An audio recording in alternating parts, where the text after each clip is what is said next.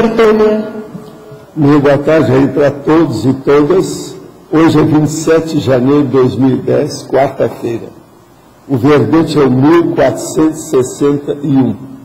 Tem 4 páginas, 45 logias e 6 máximos. Definição. O trio, o tema. Vamos entender. Trio das mega-percepções. Especialidade. Automaturologia. E a definição. O trio das mega-percepções é o conjunto das 3 faculdades mentais. Raciocínio, imaginação e memória. São os mais relevantes e a partir dos quais, desse conjunto, ou desse trio, o micro-universo da consciência se assenta e atua. As 3 faculdades mentais mais relevantes. A percepção predominante no micro-universo da consciência. A auto-mega-focologia. Agora, dentro da argumentologia, nós temos a caracterologia dos 3 componentes com detalhes. O raciocínio, a imaginação e a memória. Agora, na remissiologia, nós falamos do amplificador da consciencialidade, a autoconsciencialidade ascendente, a autopensalização polifásica, a autorraciociniofilia e o triatleta conscienciológico. A frase enfática. Pela identificação em si mesmo do componente predominante do trio das mega-percepções, qualquer consciente pode avaliar com segurança o próprio megafoco do momento evolutivo. Então, o problema é identificar a pessoa, o que é que predomina nas suas mega-percepções. É o raciocínio? É a imaginação? Ou é a memória? Uma pessoa, por exemplo, de mais idade, às vezes o que predomina nela é a memória. Uma pessoa, por exemplo, que é muito artista ou muito jovem, que predomina mais a imaginação. Aqui eu faço um esforço danado para levar todo mundo a pensar pelo raciocínio. Qual componente do trio das mega-percepções predomina em você? Por qual razão? Você vai e deve continuar assim? Quer dizer, é um bom teste. Essas 2 perguntas são todas testes, né? Vale a pena pensar. Agora, pergunta. Tenho 20 anos, conheço a Conscienciologia pela internet há uns 3 anos, apesar de estar estudando mais e assistindo às tertúlias há pouco menos de 1 ano. Comprei o livro Projeciologia, última edição, e o manual da TENEX, a fim de estudar e iniciar a TENEX assim que possível. Pretendo terminar de ler Projeciologia e o manual, para dar início à TENEX. Gostaria de saber se você acha isso precipitado. Não acho, depende de você, né? Já não sabe o que você está fazendo, o que você está estudando, como é que é a sua vida, seu pé de meia, qual é as suas aspirações, qual é o seu sonho de horário de consumo. Estuda aí você que tem que ver de acordo com o manual da TENEX. Agora, você recomendaria outro livro? Eu recomendaria o seguinte, compra 3 livros da TENEX. Um você anota uma coisa, o outro você anota outra, o outro você anota outra. Cada um daquilo que seja o ponto fraco para você fazer a TENEX. Agora, risca caneta preta para ficar bem claro aquilo que é que você acha. Então, veja, cada um deles diferente do outro, porque assim não há confusão das anotações. Eu já dei esse livro e outros meus, mas já dei também da dupla evolutiva, 3 exemplares de uma vez para a pessoa para marcar. Cada marca de um jeito. Eu já fiz assim com certos livros que têm valor, 9 exemplares ao mesmo tempo. Cada um marcado de um modo. Pensa bem, eu li um bocado, né? No mínimo 9 vezes. Agora, isso é necessário para você passar e pinchar o pente fino, né? Dentro daquele assunto. Por exemplo, de 3 abordagens, por exemplo, no caso, 3 itens da TENEX, qual seria as 3 abordagens? A pessoa primeiro ela vai olhar quando é que deve fazer a TENEPS. Então, ela vai olhar tudo que diz respeito a isso. Tem vários tópicos, não é só um. O que faltaria, por exemplo? Depois ela olhar outra coisa. Aquilo que ela tiver dúvida, aí tem que ver a pessoa. Qual é a dúvida dela? A procura que sempre vai ter coisa diferente. Então ela leu um livro sobre isso, leu um outro exemplar sobre aquilo e o outro sobre o outro assunto. São os focos diferentes. Isso acabou, a pessoa fica doutora no assunto. Pode dar o doutorado para ela depois. Mas... O senhor falou que o comportamento homossexual seria um problema de morfologia, isso é, dificuldade de fixação da forma ou ainda uma insatisfação com a forma. Como ficam os casos dos homossexuais homens que gostam de sua natureza masculina e que focam seu objeto de desejo para outros homens também masculinos? Esse comportamento também levaria à condição de mutante? Eu não estou entendendo. Qual a diferença que tem isso? Eu estou falando homossexual, tudo. Se a pessoa saiu do gênero, ela já é mutante, acabou isso aqui. A pessoa está querendo defender aqui uma nuance do assunto, não existe isso. Aqui entra homossexual, lésbica, travesti, transexual, maneiristas e etc., de tudo quanto é tipo. É aquele que saiu. É aquele que, por exemplo, tem um corpo de macho, mas tem predominância do yin. Ou aquela mulher que tem corpo de fêmea e tem predominância do yang. É a mesma coisa. Isso é todo mundo. Agora, veja, observa na prática se isso funciona. E olha isso. Observa bem, olha os fatos. Outra coisa, não fique edulcorando os fatos. Aceite os fatos como são. E faça auto- e heterocrítica do assunto, porque às vezes a pessoa está defendendo por causa do problema dela. Em Ciclologia, página 54, gostaria que discorresse sobre o ciclo. Neo-ideia, auto-reflexão, neo-ideia. A pessoa tem uma neo-ideia. A gente fala aqui para alguém sobre invex. Ela então começa a pensar sobre o invex. Aí na mesma hora dá uma ideia nova. Ixi, eu vou mudar aquilo que eu queria escrever. A invex é mais importante que aquilo que eu pensei. Então, uma neo-ideia inicial, a reflexão leva para uma outra ideia. Isso é o trabalho científico da dissociação. Uma ideia que você tem, você junta e faz o confronto, aparece uma terceira ideia. Também me chamou a atenção a relação do verbete com o bom humor. O bom humor é mero subproduto da racionalidade madura ou pode atuar como fator predisponente à racionalidade? Não. Onde não tem bom humor é porque não tem racionalidade. E se a pessoa chega e ela tem mau humor, ela não tem racionalidade. Uma coisa depende da outra. Tem lógica? Se não tiver, volta a falar. Viu? A internet está aberta.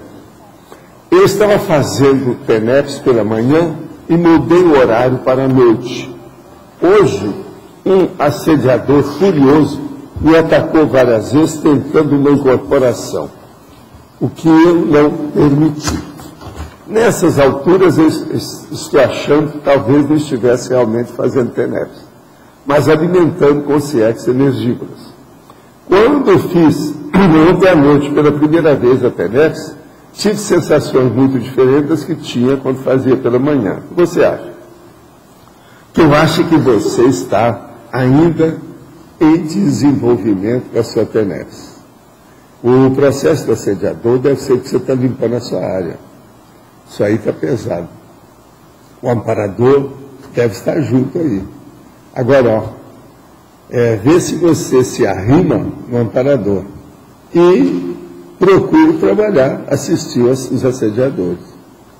Olha bem isso. Agora, observe e anote tudo que está acontecendo para você ter mais autoconsciencialidade dos seus trabalhos da TENEPS. Poderemos considerar o TRI das mega-percepções como mega pilares do desenvolvimento da pesquisa conscienciológica profunda e de ponta? Pode ser. Mas falta uma coisa, se você está querendo tanta profundeza e tanta ponta, falta as parapercepções que eu não falei. Né? Isso aí nós estamos falando do ponto de vista físico.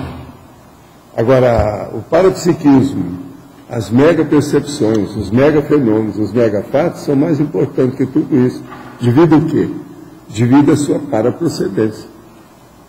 Então, se você vai olhar os mega pilares do desenvolvimento da pesquisa conscienciológica profunda e de ponta, só isso ainda é pouco, é fraquinho. O que nós estamos falando mais é do soma. Não tem lógica isso? O processo é ver o problema do extrafísico. Na página 55 da caracterologia, relativamente ao ponto 2, imaginação, segunda linha, o Maia,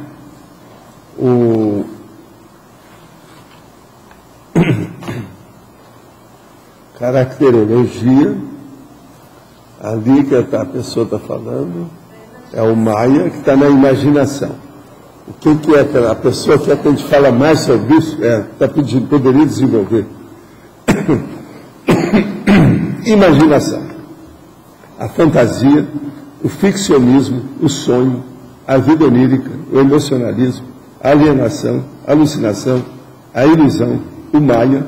Aqui, na verdade, aqui já tem outro máximo. Né?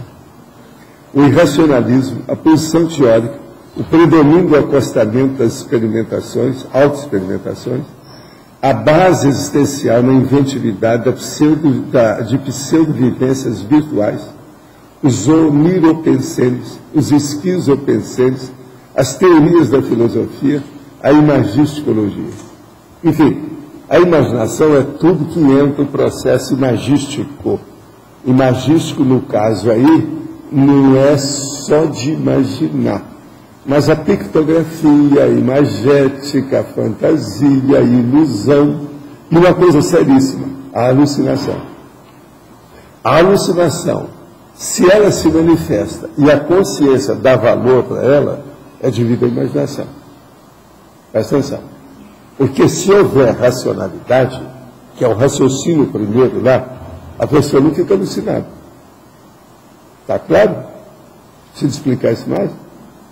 Então vamos entender, tudo isso que está aqui faz parte da imaginação e como eu estou falando aqui também, tem um lugar ali, onde emocionalismo, que é o processo psicossomático. Essas coisas existem. Então a gente também tem que ver isso. Agora, imaginação é isso. Agora, compare o raciocínio com a imaginação. Isso é que seria bom, né? Seria interessante ver. Eu coloquei aí 7 máximas. Por quê?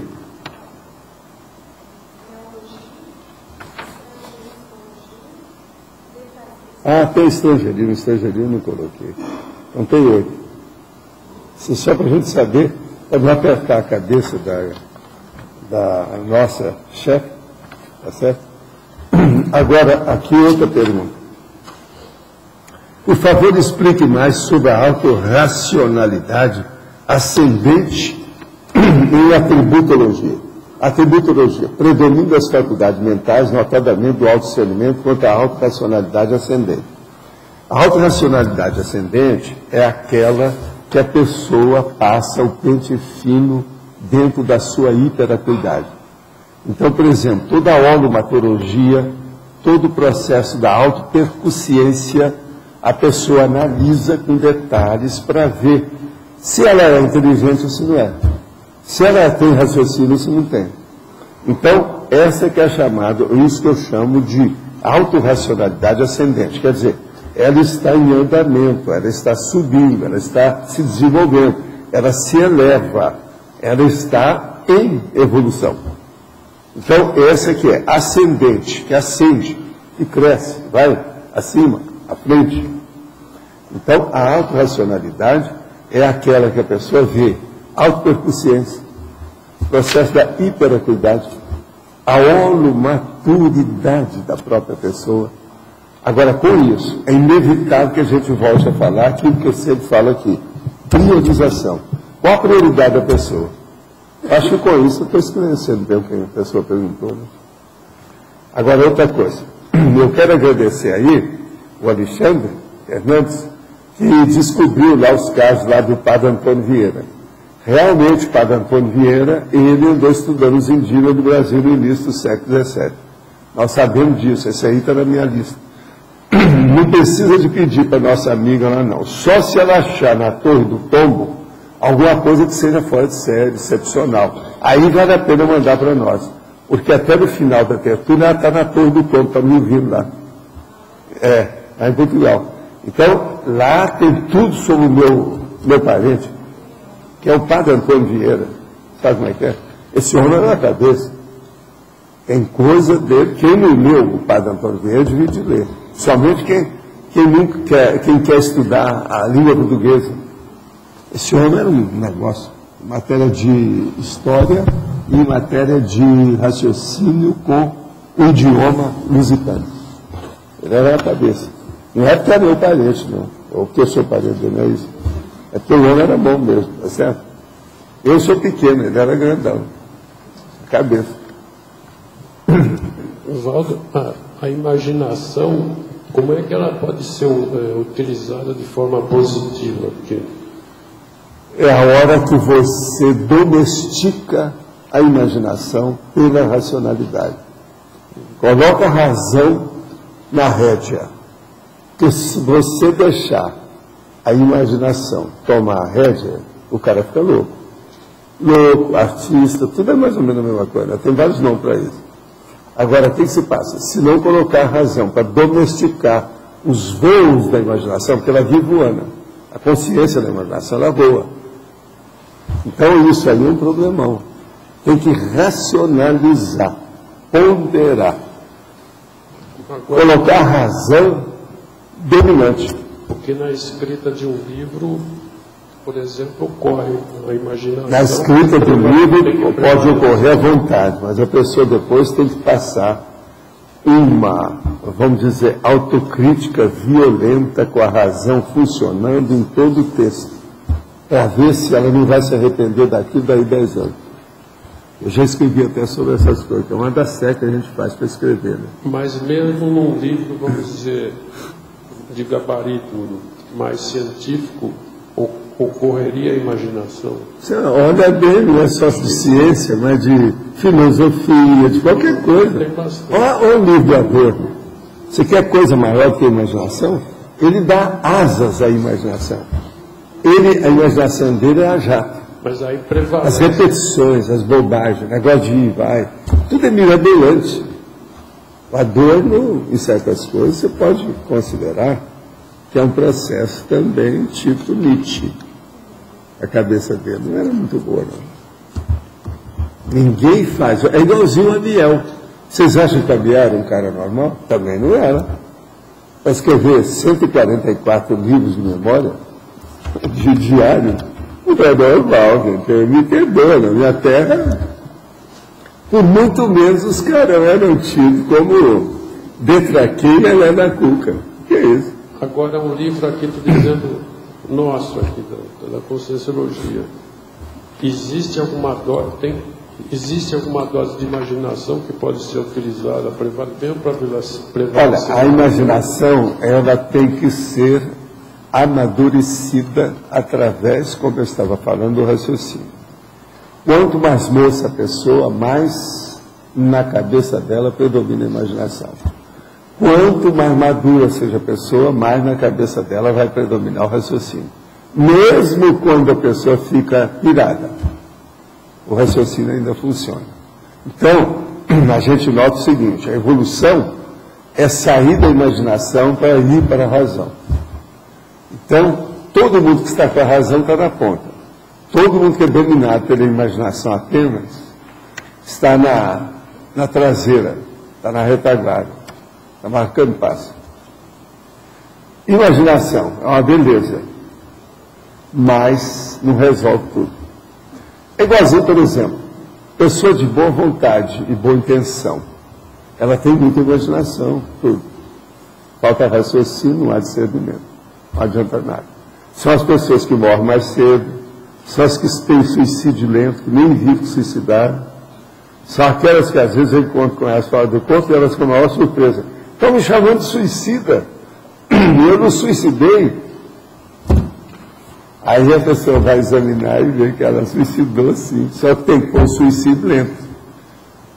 Uma pessoa que fuma sem parar, 20 cigarros no mínimo por dia, às vezes 2 carteiras por dia, ela está fazendo um suicídio lento, ela vai morrer mais cedo, isso é inevitável. Em 1000 pessoas, 1 ou 2 conseguem sair dessa. A maioria afunda. Uns perdem 10 anos, outros 20 anos, outros 30 anos, outros 40 anos. Tem gente que eu já vi mocinho antes do 30, o cara morreu por causa de cigarro. Como é que é isso? Porque tudo depende da predisposição do soma, né? Como é que fica? De volta que cigarro é assim, pensa no resto. Quanto suicídio lento, quantas qualificações de suicídio lento, de autocídio, de slow motion, que não existe na vida humana. É muita coisa que tem por aí. Pensa bem. Não estou falando de toxicomano, toxicômano. Esse aí é normal. Na escala evolutiva, quanto mais vai aumentando a evolução na escala evolutiva, a consciência ela vai chegar num ponto que ela é só racional. Ela é só racional. Agora, a melhor coisa que tem é você amar o outro com racionalidade. É isso que os poetas ainda não entenderam. O amor é a base de tudo, é a mega fraternidade. Tudo mais é conversa. A mega fraternidade é que tem que preponderar. Mas veja, esse amor que existe por aí é de imaginação. O meu que eu estou tentando expor aqui é a mega fraternidade, é o amor da razão. Se o amor da razão predomina, você já está no caminho da serenologia. Pensa bem. A hora que eu falo, quem que é um adulto evolutivo? É aquela que você vai arranjar uma pessoa que vai te ajudar a evoluir. Mas que você vai olhar em primeiro lugar a evolução dela. Depois que você olha assim. Isso é mega fraternidade. Isso é um amor puro. É esse amor que fala mais do que tudo. Esse amor puro é só a razão. Essa é a razão pura. Então não adianta nada daquelas canções que o amor está acima do coração, está acima da cabeça. Não existe isso. O coração está acima da cabeça do homem, não da cabeça da mulher. Esse amor de imaginação é mais paixão. Considera que o homem tem 2 cabeças. A mulher não. Então veja, o coração está acima da cabeça do homem. Entendeu? O que é? Não, o amor de imaginação seria tender para a paixão, essas coisas. E a paixonite aguda, esse aqui é o nome técnico. Alguém aí está com a paixonite aguda? Vamos examinar e encaminhar para a OIC. Se dá horário. OIC. Paixonite aguda. Pode ser paixonite aguda e o pior, platônica. Esse aqui é o pior. Professor, aqui. É esse amor puro, então, que leva a Tares, daí no caso está relacionado ao processo da assistência também, né? Não, tudo é assistência. Mega fraternidade é assistência. Mas daí no caso seria uma assistência. Pode você pensar em favor de todo mundo, você já está fazendo assistência. Que a maioria pensa contra a maioria ou contra todo mundo. O cara que está na guerra, ele está pensando contra o mundo, quer matar os outros e tal. Agora, uma pessoa que pensa a favor da humanidade inteira, é a pacificação máxima. É lógico? Pensa. Em relação ao cérebro, quer dizer, tem uma teoria dos 3 cérebros que diz o seguinte, que para você controlar a emoção pela razão, você tem que ativar primeiro o córtex antes da amígdala, né? E eu queria entender como é que... É besteira. É besteira? Pega o parapsiquismo. Fica descoincidido que você manda a energia por cima de qualquer coisa, seu corpo ficou desse tamanho, não tem mais interesse. Tá. Porque eu queria entender como é que é Não ponha neurologia, neurociência nessas coisas, que está perdido. Para analisar a consciência pura, tem que analisar consciência. Você é uma consciência. Então. Temporariamente você está consciente.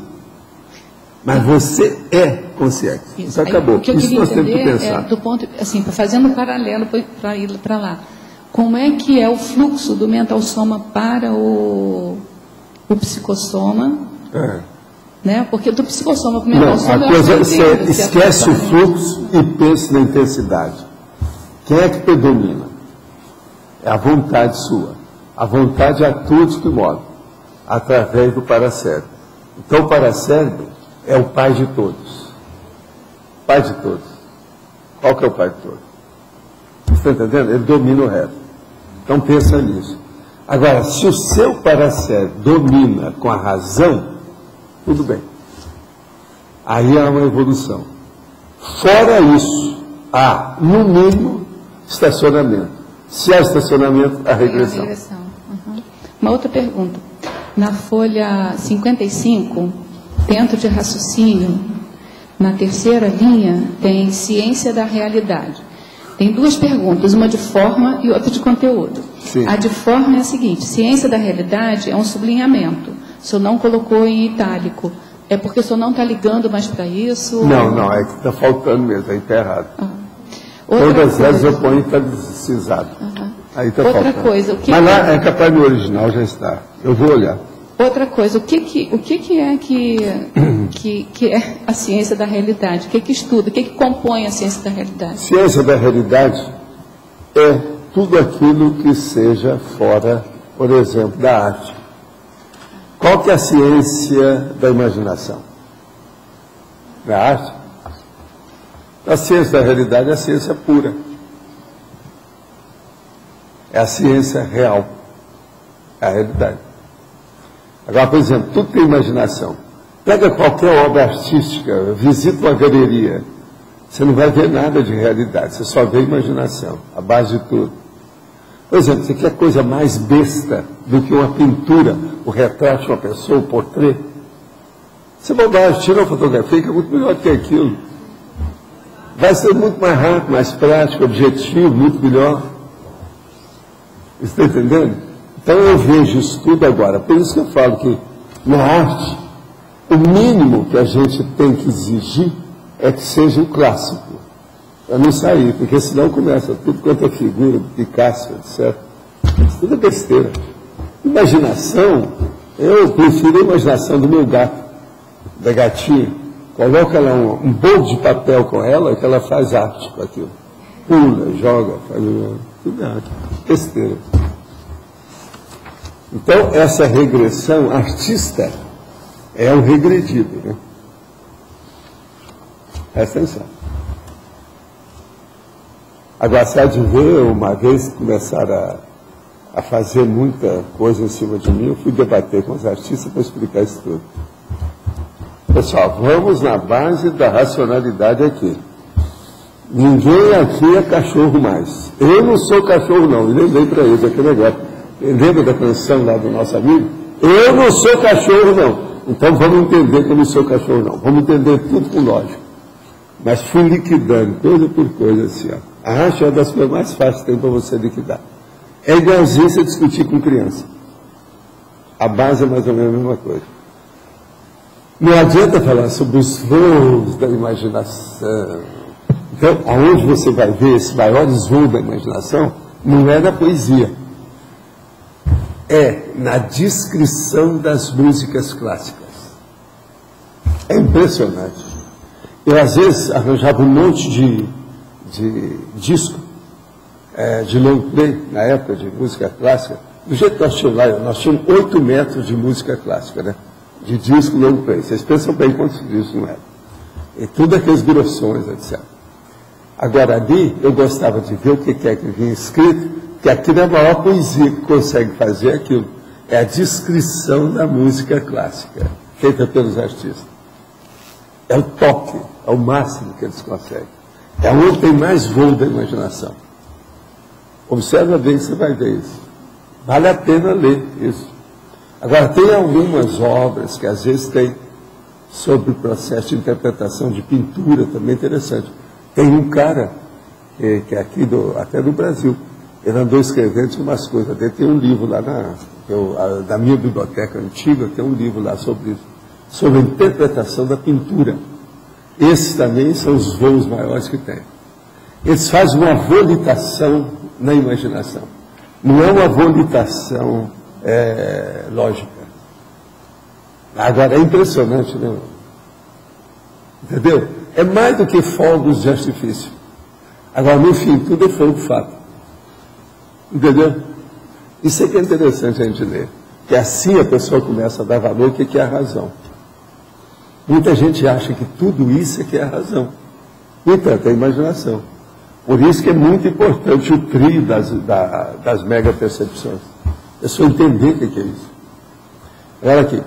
Só quem evolui é quem faz gestação consciencial. E os serenões escreveram muitos livros. Pergunta para eles. Possivelmente. Né?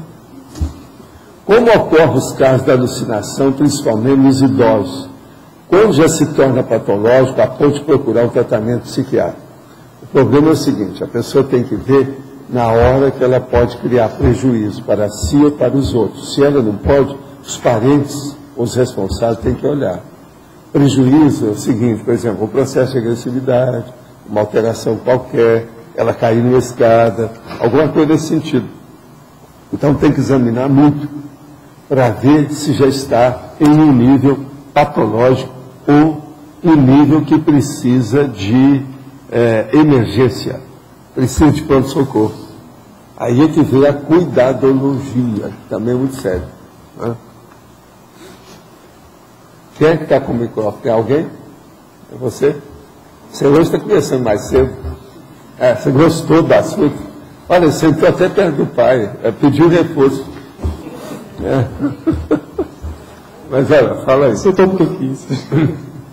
É o seguinte, eu tive refletindo aqui um pouco a questão do ficcionismo, que eu tive com relação a que o ficcionismo, né, na minha cabeça assim, pode ser relativo ou paradoxal com relação à realidade. Porque, por exemplo, há um tempo, por exemplo, há 100 anos atrás, muitas pessoas imaginavam, por exemplo, o computador como sendo algo de ficção, que nunca poderia existir. E hoje temos aí computadores, notebooks, coisas de alta tecnologia que há 100 anos atrás fossem ser discutidos ou descritos. O que eu quero dizer aqui é que o ficcionismo nem sempre pode ser uma imaginação, eu creio, né? Que ficcionismo é algo que está fora da realidade ou não existe. Pois é, mas veja, tudo é imaginação. Ficção é a irrealidade. Mesmo não assim, ficção é a realidade. Mas mesmo pensando em algo que pode... Não adianta, não força a barra. E outra coisa, não usa também essa expressão que você usou, 100 anos atrás, porque tem muito mais anos do que isso. Deve evitar isso aí, que isso não é bom. Não é bom. Nem, aqui ó, pior é quando a pessoa escreve. Não, vou ter que um exemplo assim, não exatamente tem 100 anos atrás. Não. Nada desses 100 anos atrás. Como sendo a ficção aí é mais sério, é a realidade. Você pode pensar algo, por exemplo, se pensa que hoje pode existir algo, por exemplo, eu penso em algo hoje que nunca possa existir, mas que daqui a alguns anos... Sim, isso é imaginação. Agora veja, você vai fazer isso aí, é que você está fazendo um exercício que antigamente se chamava de futurologia. Esse exercício hoje é chamado de perspectivologia. É a previsão que você faz. Previsão é um processo estatístico. Todo mundo que mexe estatística entende desse negócio. Agora veja, dentro da Bíblia são os profetas judeus, aquela coisa toda, que é o povo que fazia o prognóstico. Você está entendendo? É o presságio, aquilo que vê no futuro. Agora veja, isso tudo, falou de futuro, não tem nada palpável, tudo é ficção. Não tem nada ainda pronto. Presente sim. Presente é a mesa. Futuro, amanhã, é futuro. Eu não sei o que é amanhã. Quer dizer que isso que eu falei se encaixaria na futurologia, na perspectiva. Agora, não force a barra, que não existe ficção real. Ficção é uma coisa, não ficção é outra. Ficção é imaginação, fantasia e ilusão. A alucinação está dentro da ficção. Agora, a não ficção é a realidade. É aquilo que você vivencia. É o que interessa. O mais bananal. Mas qual seria a relação da não ficção com a futurologia, no caso que o senhor comentou aí, da perspectiva? Não, é um processo de você estudar, é a teoria do problema. Tudo quanto é teoria é imaginação. Olha só, estou generalizando para você entender como você não vai ver esse livro. Está vendo? Tudo bem claro. Agora, o que é que eu falo? Teoria é 1%, é imaginação. 99% é a realidade, é a vivência. A capite? Isso é que é importante. O problema é esse. Agora, ó, eu perguntava mais que você na sua idade. Por isso que eu atendo você, porque eles me aguentaram, eu agora também tenho que aguentar. Todo mundo pergunta. Se faz parte disso aí, eu tenho que ser grato ao meu povo. Entendeu? Eu acho que eu entendi aquela coisa da predominância do... É quando 100% de predominância do paracérebro for da razão, é quando o serenão pode virar consciência livre, é isso? Ela é sempre implicada quando mexe com o paracérebro. Isso já faz alguns anos, faz só uns 5 anos só. É toda vez que mexe, ela fica sem dormir. Mas olha, você está começando a entender agora o que eu falo.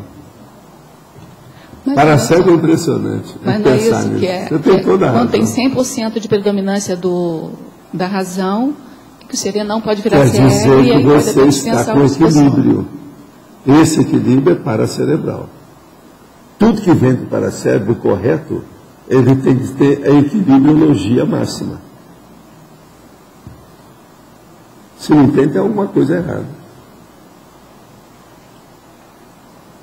Essa equilibriologia não entra emoção e razão, entra. Agora, pensa bem nisso. Eu acho que esse trio das megapercepções, tem muita coisa que a gente pode escrever sobre isso. Eu deixei só isso aqui para exaltar, enfatizar a pessoa a estudar essas 3 manifestações, as 3 faculdades mentais básicas, para fazer principalmente as interrelações de uma coisa com o outro. A maioria das pessoas não raciocina sobre isso. É verdade ou não é? Eles não pensam, não têm noção disso aí. Agora, só essa relação que tem do raciocínio com a imaginação já dá um esclarecimento, uma abertura de caminho para as abordagens da pessoa simplesmente impressionante. E outra coisa, a memória. A memória nada mais é do que a fixação do melhor. Por isso que é importante a memória. Você tem que pegar a fixação do raciocínio. Porque tudo que é da imaginação, você não vai memorizar. Não interessa. Por isso que eu falo, aquela pessoa que não é do métier, que fica guardando tudo quanto é lírica, a letra das músicas popular, do samba do Brasil, só para... Isso não fede nem cheira. Isso não acrescenta nada. Besteira. Então, é uma memória burra. Por quê? Foi baseada na questão da imaginação. Imaginação, gente, é água do mar. Está sempre em movimento. É instável. Não dá para escrever em cima dela. Pensa bem. Só essa questão sobre o paracérebro, relacionar com a razão, você podia aprofundar mais também. O caso é o seguinte. Na questão do paracérebro, tudo que você for pensar lá é o top. Então pensa, o paracérebro é o que sobrou para a consciência livre. Tudo que nós estamos cheios de gadgets, ou no caso aí, de implementos, ou de ingredientes, ou de peças dispensáveis. Eu estou doido para ficar livre do meu psicossoma. Se alguém quiser psicossoma, eu passo, eu até recebo, etc. Qualquer coisa. Está entendendo? Você entende? Pois é. Se alguém quiser, eu dou na hora. Agora, o que é que se passa? Isso é que é o ideal. Por quê? A hora que chega no processo do paracérebro, é só a racionalidade, o equilíbrio, a cosmoética máxima, que é aquela que a gente nem entende ainda. E outra coisa, é o conjunto de parapercepções, por exemplo, que nós não entendemos ainda, nem alguns eu não entendo nem do transmentor. Então veja, do evoluciólogo, do serenão e da consciência livre. E depois disso, o que é que tem? Eu também não sei. Então veja, todo esse aspecto materiológico, ele está dentro da imaginação. Mas pelo que eu entendi, não funciona. No paracérebro já não existe imaginação, é isso? Ele, por si Não, você, aí depende do que você vai chamar de imaginação.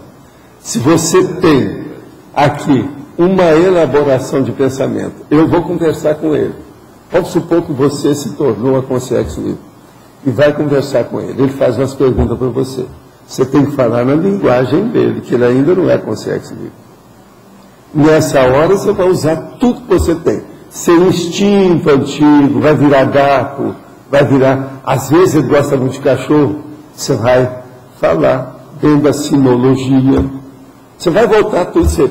O problema todo é o seguinte, lembre-se bem, uma consciência livre, ela não perdeu nada, ela ganhou tudo. Raciocina nisso que vocês vão começar a entender. Esse talvez seja o maior paradoxo da evolução, é esse aí. Ela não perdeu nada, ela ganhou tudo. Então, por exemplo, a hora que eu quero dar um psicossoma para vocês, é porque eu estou perdendo com isso. Eu ainda não ganhei o psicossoma, eu não domino isso. Então, toda essa consciência livre, ela já domina aquilo. Ela dispensou o resto porque ela não precisa. Ela domina aquilo tudo. Então, o problema nosso é o seguinte. Você, arranjou um dinheirão e arranjou lá uma mansão, foi viver na mansão. Chego eu lá e falo assim, olha, eu estou vivendo ali, que eu sou um filósofo, e queria viver dentro do tonel. Você não quer trocar sua casa pelo tonel comigo? Afinal de contas, você está estudando filosofia. O que você acha? Na metáfora. Aí o Diógenes, você vai ver que o diário não está valendo nada. Sua filosofia foi por água abaixo. Aí qual é o argumento que você tem para acabar comigo? Valdo, eu não posso fazer isso porque você não tem todos os instrumentos que eu uso aqui em casa. Todos os aparelhos, ar-condicionado, exaustor, laptop, o processo de reprodução do meu material. O seu tonel não cabe isso. Não dá para eu viver com o meu mental soma no seu tonel. Só posso viver com a parte do corpo, porque nem o corpo inteiro não vai caber lá dentro. Como é que fica? Lógica. Acabou a metáfora. Então, agora eu posso chegar lá e falar assim, mas Arlindo, então vamos fazer uma coisa. Existem uns excessos na sua mansão. Seria bom você cortar. Esse negócio de manter uma adega não dá, né? Pronto. Aí o Diógenes acabaria com você. Aí você fala assim, não, mas vem cá, minha mansão não é isso. Aí eu entro lá. Quando a gente entra lá, você me mostra o bar, cheio de bebida. Assim, essa aí também não dá, está pior que a adega. O bar nada mais é do que uma adega em movimento. A adega nada mais é do que um bar dormente, ele está dormindo temporariamente. Então, um é o que está no sono, o outro está na vigília, o bar está na vigília, a adega está no sono, entendeu? Eu estudei muito isso para meter o pau. A comparação entre adega e bar é o máximo. Pensa bem. Aqui. A memória e a razão. Vamos dizer assim, você vai colocar, vamos dizer assim, aquela memória seletiva. Vamos dizer assim, o que a memória seletiva, cada vez mais, ela vai ficar racional. Então, isso é o ideal. E o que a gente precisa, vamos dizer Por assim... isso que é que eu gosto de pessoas que raciocinam comigo. Uma interlocução que seja racional. Que aquela pessoa tem registros, retenções racionais. O que adianta eu estar conversando com a pessoa que tudo que ela guardou, tudo é de imaginação, tudo é fantasioso? Mas então vamos dizer assim... E você prefere conversar com a gatinha, porque ela não faz tanto barulho. A conversa é menor. Então, no processo do inventário, vamos dizer assim, o que a gente tem que achar que é importante nesse processo da seleção. Então, isso vale a pena a gente guardar na memória, isso aqui não coloco como prioritário. É o problema dos bagulhos energéticos. Bagulho energético não é só objeto, é ideia, palavra. Então tem que estudar o... É uma doutrina na cabeça da pessoa. Doutrina é um perigo. Doutrina e latrina rimam. Se tem cuidado. A maioria das doutrinas deve ir para a latrina. É um perigo. Por causa do processo do doutrinismo e da doutrinação. Eu estou abrindo o jogo para vocês já devem ter percebido aí, né, no processo filosófico, científico, artístico, para clarear a coisa, ficar mais clara. Mas dentro do caso assim... Eu podia ter falado disso há 40 anos, ou há 20 anos, mas não adiantava nada, eu ia espantar o povo todo. Hoje eu já não estou espantando o passarinho, eu falo essas verdades todo dia, no outro dia vocês estão aqui de novo. Quer dizer, eu criei uma turma sem vergonha, que já está com um brilho, você está entendendo? De raciocínio. O problema todo é esse. E no caso da atenção, certo? Que eu também estou estudando muito com relação ao tributo, está relacionado ao processo da memória. Certo? Sim. O que, vamos dizer assim, na atenção você tem que, vamos dizer assim, priorizar para você, vamos dizer assim, melhorar com a razão? O problema é a qualificação do seu foco. A atenção tem que ter um foco. Sim. Qual é o seu megafoco? A sua razão escolhe, seleciona e identifica um foco. Qual é o seu megafoco? Agora, a sua atenção você vai colocar em cima desse megafoco. Agora, quanto, quando, onde, de que modo, qual a duração, seu problema é seu. Aí entra a razão. Então a razão vai modular a sua atenção nas coisas. Uma abordagem, uma pesquisa, uma investigação. No caso aí, o processo todo de você fazer hermenêutica, exegética, análise daquilo com detalhes, tudo precisa disso. Aí a razão.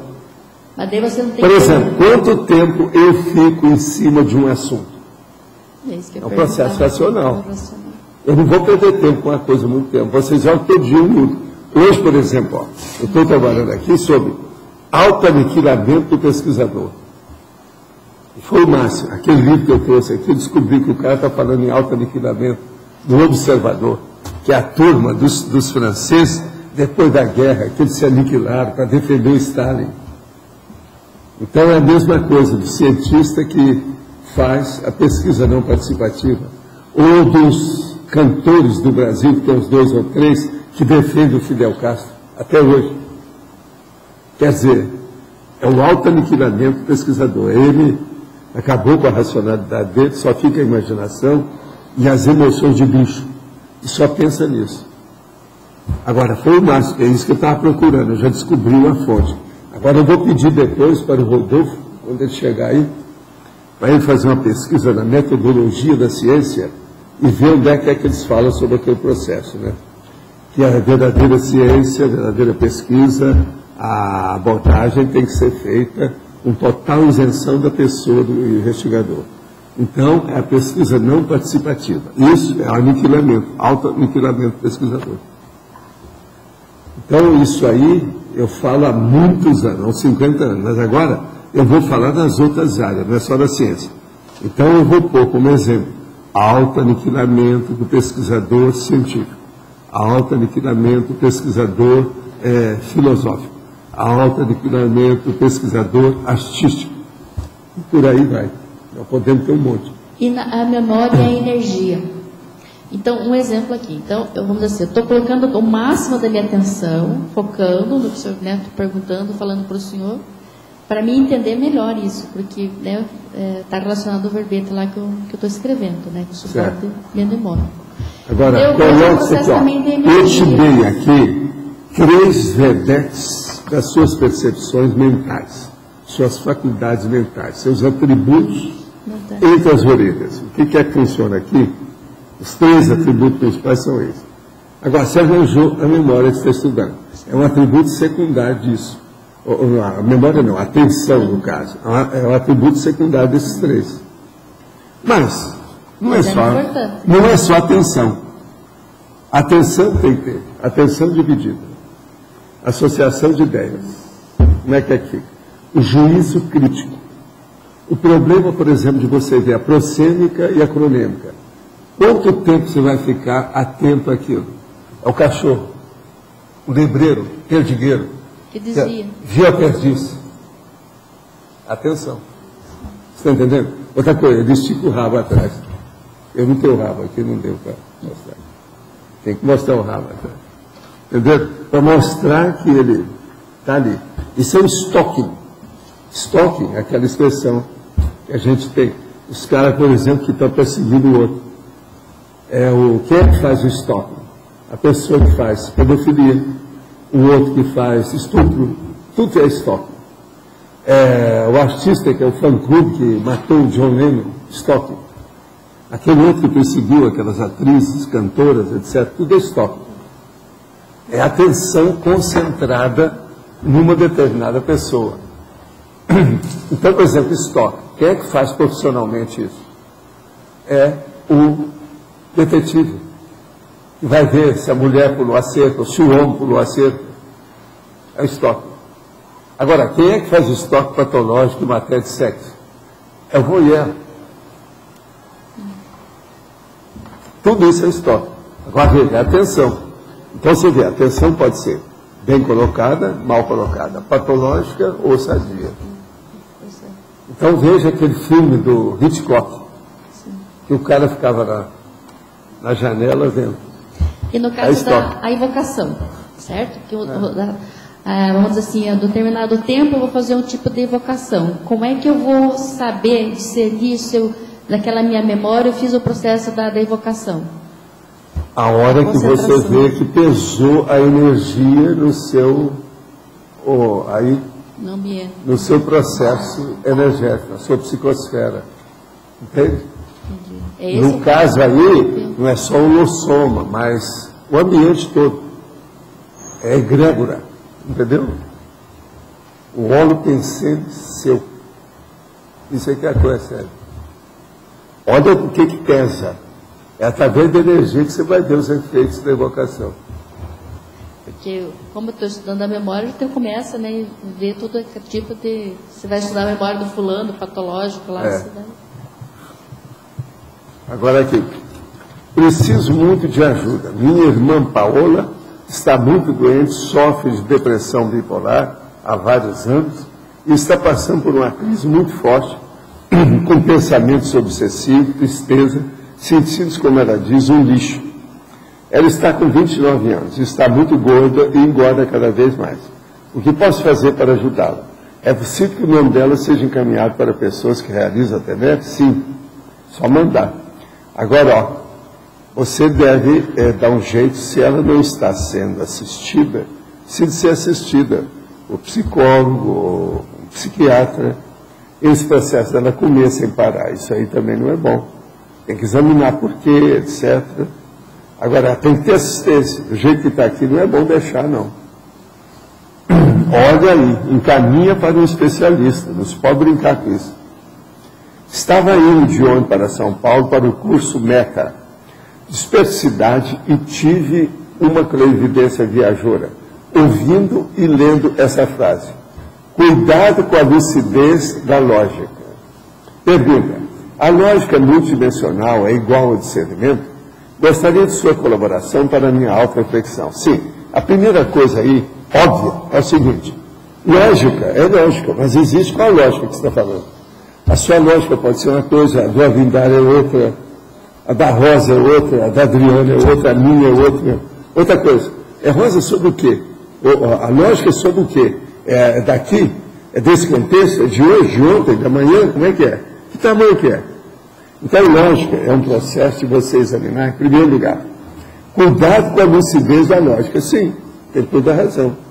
Cuidado com a lucidez da lógica. A sua lógica, ela realmente é lúcida? Qual percentual?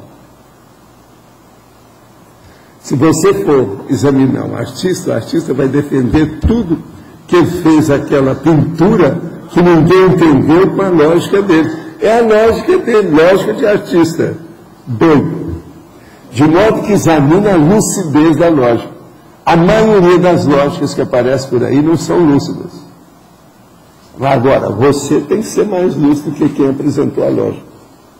Senão, você cai, vai no bico, vai derrapar, vai cair na casca de banana. O Haiti era o país mais próximo da América Latina no século XVIII, quando ainda era colônia da França. Depois dos Estados Unidos, foi o segundo país a conquistar a libertação e deixar de ser colônia. Após essa conquista, houve a matança a todos os fazendeiros franceses no Haiti. Devido a esse acontecimento, houve um boicote de toda a Europa com relação aos produtos do Haiti. Hoje é o país mais pobre das Américas, com brigas internas, etc. Podemos dizer que o terremoto que destruiu Haiti seria parte do processo de reorganização do planeta? As grandes catástrofes seriam acionadas pelos responsáveis pela reorganização do planeta? Não, essas coisas têm, mas eles se entrosam, né? E o povo toma conta disso. Tudo vem de cima. De modo que a fonte, a sede de manifestação dessas coisas é a mesma. Tudo isso aí são consciências livres. De modo que o Haiti agora pode ser que vai melhorar. Eu já falei isso 3 vezes, né? Essa é a 4ª vez que eu estou falando. Pode ser que agora os países vão dar mais atenção para isso. O Brasil vai mandar mais soldados para fazer o policiamento. Uma boa coisa. Tem dificuldade de entender o conceito de blindagem energética. A blindagem é um processo de encapsulamento energético ou de qualificação do N do pensene. As duas coisas e mais alguma coisa se você puder. É, ao mesmo tempo, encapsulamento e também qualificação em alto nível. Você não vai fechar uma pessoa numa cápsula onde ela seja fedorenta. Ela tem que ser uma cápsula perfumada, de alta qualidade, etc. Tal. Tudo isso melhora o problema do pensene. Agora, veja, é o pensene, então, racional. Ele é o do bem. No verbete contra ponto desassediador, é mencionado o polinômio paraprofilático, EV, autoencapsulamento, blindagem ambiental, acesso a CEE. Poderia ampliar, por favor? EV é estado vibracional. Então, veja, é você se defendendo, exteriorizando e ajudando os outros. Autoencapsulamento, você se fecha. Se fechou perante o mundo. Então, aumentou suas defesas. Subiu a ponte levadiça do seu castelo. Blindagem ambiental. Blindou tudo. Nem helicóptero vai passar no seu espaço. Você está todo blindado. Agora, acesso a CCE. De lá de dentro de você, você vai ter a central extrafísica de energia. Isso seria o paraprofilático máximo. Mais do que isso, vocês lembram de alguma coisa que pode ser acrescentada aqui? Eu acho que não tem jeito. Isso é o máximo. Eu vou ler tudo de novo. Polinômio paraprofilático. Estado vibracional, autoencapsulamento, blindagem ambiental, acesso à central extrafísica de energia. E ao máximo, com profilaxia. Então, veja, vê se você entra nessa, vê se você consegue entrar nessa. Isso aí é o máximo. Aí você vai ficar turuna, não é isso? Fora de série. Durante a TENEPS e outras atividades que exigem a minha passividade ativa, tenho dificuldade para dominar as imagens que surgem em minha mente. Tento não pensar em nada e manter a mente vazia o tempo todo, mas é extremamente difícil para mim. Quando percebo, o desvio já ocorreu. Normalmente, são coisas que ocorreram no dia a dia. Às vezes, lembro de alguém que há muito tempo não vejo. Sei que, às vezes, essas imagens estão no contexto do trabalho e são, talvez, para direcionar melhor as energias para aquele contexto. Às vezes, acho que são um desvio. O ideal seria objetivar a mente vazia durante a TENEPS, ou será que estou muito preocupado e dispensando minha atenção e energia como uma coisa normal? O amparador utiliza as energias que sinto ser exteriorizadas, independentemente do que estou pensando naquele momento? Sim. Agora, pense no amparador e na assistência, não pense em outra coisa. Só pense em assistir, assistir, assistir, assistir, assistir. Aí você vai sair do devaneio. É uma saída. A minha companheira precisava de confirmar se os 4 tópicos falados numa tertúlia da semana passada já foram pesquisados. Não, nós estamos pesquisando. E se vale a pena continuar a pesquisa. Os tópicos são: durante o início da colonização do Brasil, defensor dos indígenas, estrangeiro nas naus lusitanas, animais de estimação e alimentação, mistura de fruta e azeitona para tomar ideia. Nós estamos pesquisando. O que ela puder pegar na Torre do Tombo, vai dar o tombo de nós todos, vai ser o máximo. Existe alguma coisa relacionada com o padre Antônio Vieira que vale o esforço de fazer pesquisa aprofundada? Não, uma ou outra coisa dele às vezes vale a pena, uma citação, alguma coisa maior, vale a pena sim. Isso pode nos ajudar. O Rodolfo é que está centralizando as pesquisas. Em definologia, quando lê a palavra imaginação, automaticamente pensa na palavra criatividade. Por que a palavra criatividade não está nesse texto? Em que tópico o professor a encaixaria caso fosse usá-la?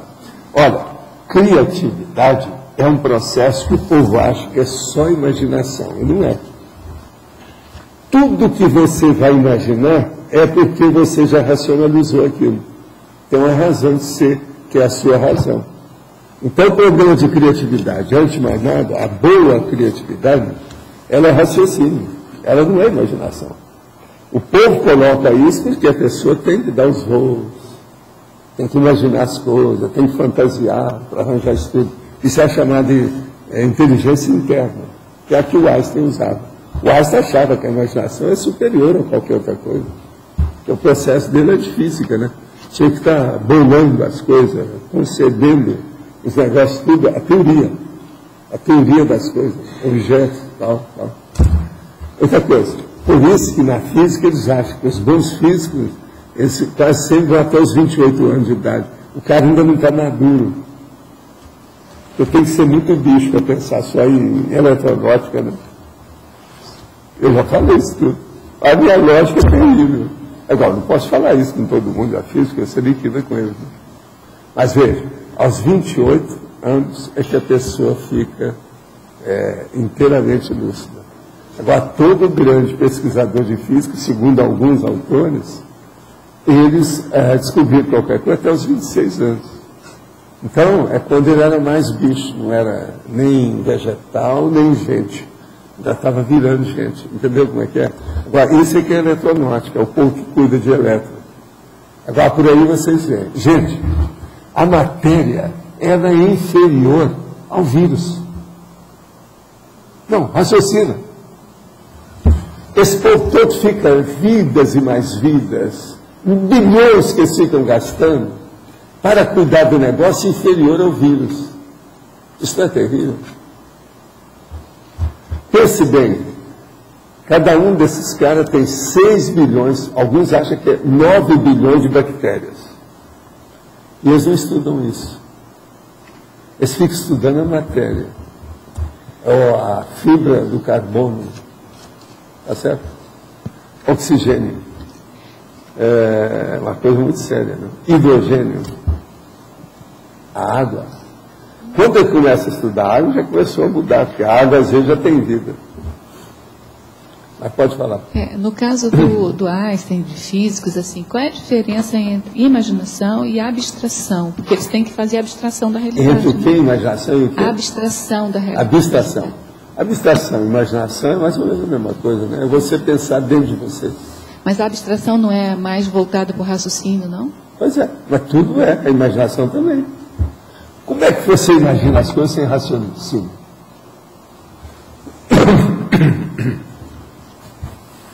Coloquei na curva, né? É que eu achava que a abstração... Eu achava que a abstração é uma coisa mais assim, dirigida. Vocês têm que fazer a comunicação com a realidade. Semântica. É semântica. Semântica pode tudo, né? Nós formos entender aqui, falar de gramática, nós estamos perdidos. Aí eu vou fazer outra enciclopédia, só de forma. Conformática. Vê se tem lógica, não vai no meu bico não, tá? Olha bem. Volta aqui, volta com as suas armas. Vai lá, lixa as armas, vê o que tem, etc. E volta. Vamos voltar à liça. Né? É o torneio. E o juiz é a verdade. Tá, seria bom. Professor, esses cursos de memorização são bons aí para o aprimoramento? Esses cursos que existem de memorização, eles são bons para o aprimoramento da memória? Para quem não entende nada de memória, todo curso vale a pena. Até esses bobocas que fazem isso aí. Uma opção desse curso não vale nada, é conversa. Mas tem coisa que às vezes a pessoa se dá bem, com aquele macete, ela vai bem. Entendeu? Às vezes é um jeito, um modo. Quem não tem memória, nada, sempre é bom. Tudo isso ajuda. Agora, eu não recomendo a maioria desses cursos de modo algum. Eu recomendo que a pessoa leia. Pega os livros que tem sobre isso e vai ver, porque assim ela não tem tanto trabalho. Vocabulário também, né? Hein? Vocabulário também, né? Não, vocabulário não é isso, dicionário. Uma das coisas, quando a pessoa vai ao holociclo, uma das coisas que a gente dá para ela é ver a caligrafia dela, em primeiro lugar, e no fim da história ela contar quantos verbetes tem o dicionário. E dá um pequeno dicionário dessa grossura para ela. Mas pequeno, né? Ele pesa às vezes só 4 quilos, mais nada. Agora, isso ajuda. É assim que a pessoa melhora. Agora, outra coisa. Nós temos, no mínimo, 4 dicionários cerebrais. Pensa nisso. Qual dicionário que você quer mudar? Qual que você já tem? A maioria tem sinônimos. E quase sempre paupérrimo. Não tem dicionário. Esse é o cara que virou para mim. Vamos. Esse povo aí que a gente está mexendo, ninguém tem dicionário. Eles têm um vocabulário, olha lá. Isso não. Mas alguns já têm glossário. Já mudou. Vocabulário, glossário, dicionário, depois dicionário, enciclopédia, depois enciclopédia. Só aí tem 5 coisas. A pessoa escolhe. Mas fala, o chefe, que ele lá passou a perna. Eu fiquei com uma dúvida aqui em relação ao próprio tema do verbete, né, que é o trio das mega-percepções. O professor está falando ali do raciocínio, imaginação e memória.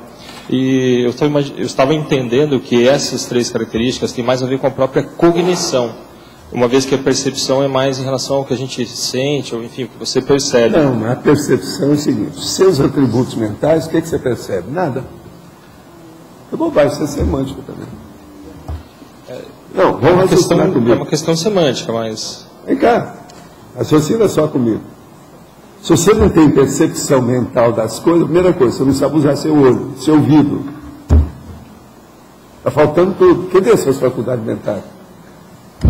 A maioria das faculdades mentais são usadas aqui nessa dimensão através dos olhos. É tanto que os caras amauróticos têm muita dificuldade em certas coisas. Muitas coisas que eles têm dificuldade é ver filme, ler. Mas, por exemplo, vamos imaginar que então uma pessoa que ela está mais limitada em relação às percepções. Por exemplo, ela não está vendo, não está ouvindo. Nesse instante, qualquer um de nós aqui passa para essa condição. Mas ela pode... Por exemplo, eu olho uma coisa, você olha, ele olha. Cada um de nós está olhando um determinado percentual de percepção. Sim. Ninguém olha igual. Acabou. Mas, por exemplo, já mudou tudo. Uma pessoa pode estar bem limitada quanto à percepção dela, e, no entanto, ela pode ter uma imaginação profunda, uma cognição produtiva, uma memória produtiva. E daí que, em relação ao tema do verbete... Aí é o curso da imagística. É ali que você vê a diferença, dá um objeto. Já teve um amigo nosso que falou que, em vez de dar 200 objetos diferentes, não, vão dar 200 objetos iguais. Mas você sabe, logo do início eu sabia dessa história, mas eu não dei isso, não foi isso que o Postalino falou. E outra coisa também, com isso aí você liquida com as pessoas. Vai colocar cada um no seu lugar de uma maneira que é soco na cara e fratura exposta, terrível.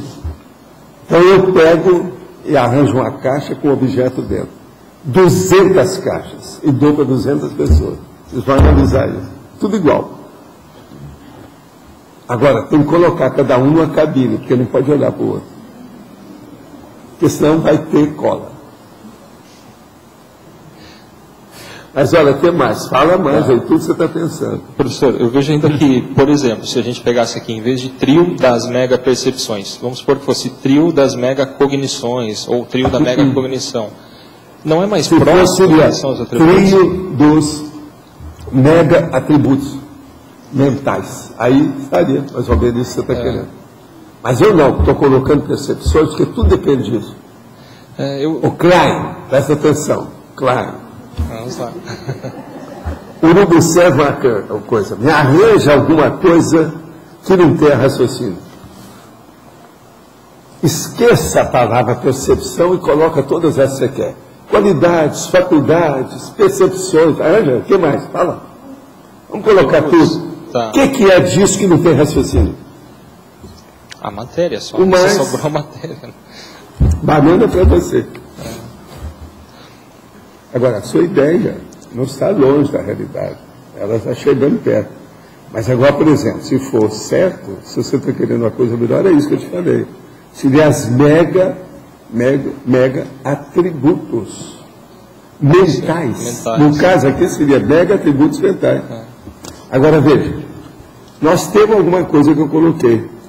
Termo mental somático da evolução. Só aí eu já coloquei toda a sua semântica, ó, aqui debaixo. E trinômio da evolução consciencial. Ó. Professor, mas continuando então o debate. Está lá na sinonímia. Então, uma pessoa poderia estar com a percepção, dentro da percepciologia, bastante restringida, e ainda ter esses 3 atributos aqui bastante exaltados? Não, esses 3 ninguém fica sem. Não existe isso. Principalmente se for nesse nível do alindário para cima. Ninguém fica sem isso. Escuta só, eu acho que a minha gatinha já tem isso tudo. Os 3 atributos. A hora que ela sabe abrir a porta e coloca a pata assim igual a mão e puxa a porta para entrar, o que há? A hora que ela tem imaginação, que ela viu, se eu coloquei o lugar lá, que ela não pode pular agora porque o lugar está ocupado. Aí ela fica de olho, todo dia ela chega e vê. O dia que eu não ponho, ela chega e pula lá, porque lá de cima ela vê tudo, olha a imaginação dela. Outra coisa, isso aí implica na memória, que ela está colocando todos os dias anteriores aquilo que aconteceu com o dia de hoje. Você sabe o que é? Eu tenho computador, né? E tem mais computador, tem uma opção de coisa lá e tal. Em cima de um desses computadores, está muito alto, e eu deixava que ela subisse e ficasse lá em cima. Lá de cima, ela olha tudo, porque aquilo é o mirante dela. Agora, o que eu fiz? Eu peguei uma caixa com lenço de papel, dessas quadradas minhas, e coloquei no lugar para ela não subir. Ela, então, chega e olha. Se o negócio está lá, ela não pula. Ela não vai nem para a mesa. Agora, se eu tirar, ela pula, até a pouco ela está lá em cima. Agora, eu ainda não pude explicar para ela por que eu fiz isso com ela. Você tem uma ideia por quê? Por quê? Porque um dia ela dormiu lá em cima e caiu lá em cima. Gato não fica ofendido quando cai, porque ele cai sempre em pé. Mas eu não quero que isso aconteça. Só o susto que ela me deu de madrugada, valeu. Agora, lá de cima, o negócio bem alto, a coisa está bem alta. E ela caiu em cima do piso. Ela devia ter tido algum terror noturno, algum pesadelo, alguma coisa nesse sentido. Você está entendendo? Na hora que um cachorrão, o monosso estava entrando para ver alguma coisa, ela viu aquilo, quis fugir, mexeu. E outra coisa, ela está em cima de um computador, que é um gabinete de computador. Aquilo escorrega, né? Você sabe, tudo lisinho. E gato não dá para segurar. Eu tenho que ter uma coisa que ele arranhe. O computador não permite isso. Então você veja, ela já tem ou não tem raciocínio, imaginação e memória? Tem. Se ela já tem, você veja, o avindário é fichinho. Vou refletir mais, professor. Vou refletir mais, qualquer coisa eu volto. Não. Vou pensar. Tá certo? Outra coisa, a gente não está cobrando nada. Você pode pensar à vontade, que o homem pensando aqui permite sem cobrança. É gratuito. Todo mundo chega aqui e pode pensar gratuitamente. Não precisa pagar nada, tá certo? Tem um amigo que, devido a problemas financeiros, teve um relapse. E com isso voltou a usar drogas. Esse relapse que a pessoa está falando, eu acho que está querendo mostrar que teve uma retrocognição aí no caso, ou regressismo, não é isso? Ou lapso. Relapse, deve ser o lapso do passado, eu não estou entendendo bem. Mas, pelo menos, tentei investigar. Como já havia previsto e me informado, isso poderia gerar conflitos e desentendimentos familiares. E foi o que aconteceu. Sinto a presença de assediadores quando estão conversando sobre seus problemas, mas sempre aplico o EV antes da tarde. Sugeri a ele para ir a uma palestra gratuita no IPC no sábado. E também ter exteriorizado energia sempre que encontro. Deveria fazer um pedido de TENEPS para meu amigo vitimizado, sofrido? Estou preocupado. Pode fazer. A TENEPS é gratuita. Também. Viu? Vivo atualmente num contexto de me dedicar por completo à minha PROEX e tenho como objetivo aplicar a técnica da dupla evolutiva. Tenho um namoro estável e, no caso, não moramos juntos. Porém, recentemente conheci uma pessoa em que intimamente sinto que possa ser um grande pretendente para a constituição da dupla, devido à grande afinidade, reconhecimento, afeto mútuo, instantâneo, como um reencontro. Qual a postura mais especial que poderei ter perante o meu atual relacionamento? Gostaria de ser mais cosmoética possível e acertar nas decisões que irei tomar. Possível que essa escolha refletirá profundamente nas questões da minha PROEX. A primeira coisa é o seguinte: você é casada com o primeiro? Qual compromisso você tem? Tem filho com ele? Pois é, tudo indica namorado, mas agora, se ele tem filho, qual compromisso que tem nisso? A primeira coisa é o seguinte: a gente tem que ser leal, sincero e honesto. De modo que, se tem outro pretendente, é bom falar logo, porque senão, daqui a pouco você vai começar a falar sem expor. É a pior coisa que tem entre dupla. É falar sem expor.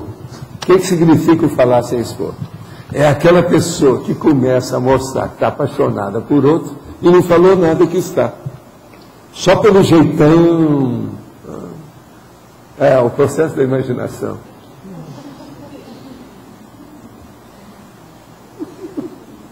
Vocês já viram, né? Então o cara fala assim: o que há? Você está diferente. O cara vai chegar perto dela e vai perguntar, né? O que houve? Então é bom falar logo, expor a situação e não deixar para amanhã, não. Agora, veja, expor com calma, expor tudo. A primeira coisa que você deve falar para ele é o seguinte: olha, vai ser melhor a gente se separar, isso é melhor para você. O que eu podia dar para você, eu já dei e não bastou. Você tem que arranjar uma pessoa melhor do que eu para você. Isso é a melhor coisa que ela pode falar, né? Ela falar para ele. É uma boa. Tenho estudado vários autores para pesquisar exercício de energia. A maioria usa de muita técnica imaginativa. Até que ponto o uso dessas técnicas pode ajudar ou atrapalhar no trato das energias para o estudante iniciante? Não. No início, às vezes, a imaginação às vezes ajuda. Mas logo que for possível, descarta isso e fica com a racionalidade. Porque energia, antes de tudo, é um processo de razão, de racionalidade, de lógica, em tudo que se manifesta. De modo que, às vezes, no início, a imaginação até que é boa para fazer uma autossugestão, para a pessoa se dedicar a uma técnica, alguma coisa nesse sentido. Agora, depois, ela acaba com essas autossugestões e fica tudo na base da prática, coisa mais séria. Tenho estudado vários autores para pesquisar exercício. Se você está pesquisando muito, olhe aquilo dentro da imaginação dele que pode te ajudar nisso e anota tudo. Isso também pode ajudar muito. Como cultivar a imaginação sadia da elaboração do pensamento, pesquisas e escritas, sem que isso, por outro lado, aguce a imaginação na afetividade, paixonites. Não, isso aí é bobagem. Aí mostra que você ainda está muito jejum, está muito menino. Amadureça, cresça e apareça. Dá um jeito com isso. Isso é bobagem. A imaginação da afetividade é besteira. Não é por aí, não. Para com isso. Qualquer coisa, se você tiver dificuldade, depois você conversa comigo, que eu vou te dar umas técnicas de imaginação que vão fazer a vacina contra a besteira. É só imaginar outras coisas mais sérias. Tem um monte disso. Tem um que é muito popular, que todo mundo fala. Aquele negócio da moça que está no vaso, né? No troninho. Isso é a primeira técnica que o povão usa lá no interior. Vocês entenderam, né? Acho que a pessoa entendeu também. Realizando o exercício da tábula rasa, percebi que algumas coisas somente conheceria adentrando a mente da pessoa, como uma composição de Mozart. Pela projeção já se tem essa possibilidade. Olha, você está usando toda a sua imaginação e as coisas todas que tem. Se você se sente bem com isso, tudo bem. Agora, eu recomendo, antes de mais nada, é racionalizar tudo. Qualquer coisa é fazer a reflexão de 5 horas sobre o mesmo assunto. E você, então, vai melhorar até os seus processos de imaginação. A reflexão melhora o problema da imaginação. Estou praticando a TENEPS há 1 ano e 10 meses. A prática tem me ajudado no meu controle mental e, ultimamente, tenho obtido mais sucesso na frenagem do ritmo de meus pensamentos, normalmente frenético. No entanto, durante as sessões diárias da TENEP, fico acordado sem devaneios, apenas alguns minutos depois dos quais, invariavelmente, durmo. Tenho tentado trocar o horário da TENEP, mas o problema tem persistido. Tomo alguns medicamentos para o sistema nervoso, dos quais não posso prescindir no momento, e me parece que eles têm uma participação grande nesse processo, problema do sono. Pouco posso variar nas tomadas diárias dos remédios, mas até isso tenho tentado, embora, no geral, o tratamento esteja no melhor momento que já consegui até hoje. Você teria alguma dica para me dar no sentido de melhorar esse problema do sono? Na maioria das vezes, sinto como se perdesse a oportunidade toda vez que durmo. Minha impressão procede? Olha, eu acho que está um pouco assim, não dê tanto valor para esse processo de sono, não. Tomando esses remédios, a coisa mais séria agora, se os remédios estão dando certo, é você priorizar os remédios. Então, se você tiver sono, durma. Agora, só existe uma pergunta aí que você não tocou no assunto, mas que é bom eu falar. Você já pensou se esse sono também não está sendo provocado pelos amparadores para ajudar você a recuperar a sua condição geral? O amparador, às vezes, em quem está começando a TENEP, ele faz o tenepsista dormir, para acomodar os processos dele. Sono, por exemplo, o que é? É a acomodação dos processos. É assim, a pessoa que tem problema de insônia, ela às vezes cria um monte de bloqueios. Com isso, então, há uma vacina, melhora o estado geral da pessoa, a racionalidade melhora, o resto tudo vem também. E vai ajudar na questão da TENEP e da assistência que a pessoa faz. De modo que a minha recomendação para você é o seguinte: olhe os remédios em primeiro lugar. Se der vontade de dormir, durma. Não fique preocupado com isso. Agora, procura anotar tudo o que acontece nas suas reações, sintomas, sensações e vivências. Isso é muito importante.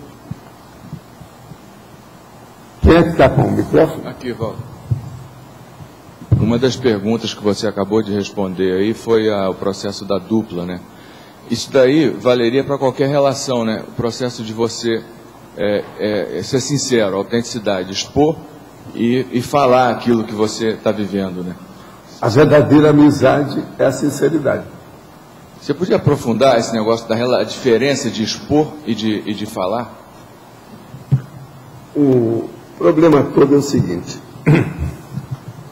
a gente tem que falar as coisas e ser sincero, principalmente com quem a gente vive debaixo do mesmo teto.